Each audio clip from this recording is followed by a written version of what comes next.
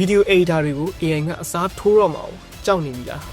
The camera slowly dollies shallow depth of field. Clean, super simple, and immediately more cinematic than a still image. AI နဲ့အစားထိုးတာခံရမှာလားလို့မေးတော့ရင်းဒီပေါက်အစားထိုးခံတော့မှာပါဒါပေမဲ့ကျွန်တော်အခုပြောမဲ့၃ချက်မရှိတဲ့ video editor တွေကတော့ပို့ပြီးတော့အစားထိုးခံရမှာပါပထမတစ်ချက်က AI ကိုအလုပ်သမားလူခိုင်းတတ်ဖို့လိုပါတယ်စာရန်ထိုးတာနဲ့စုံညံတန်ဖြောက်တာတွေကို AI စီကိုပြစ်ပေးလိုက်ဖို့အတွက်အချိန်တန်ပါပြီအဲ့ဒီအချိန်မှာကျွန်တော်တို့ video editor တွေကပို့ပြီးတော့အရေးကြီးတဲ့ဖန်တီးမှုအပိုင်းကိုပဲအချိန်ပေးရမှာပါခန်းစားချက်ကသာအဓိကပါ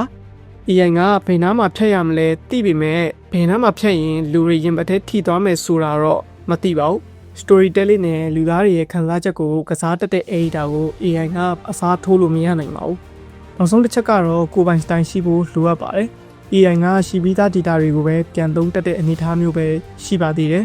စမ်းသစ်တဲ့ idea နဲ့အသစ်အဆန်းတွေကိုတော့ကျွန်တော်တို့ video editor တွေကပဲချပြနိုင်မှာပါ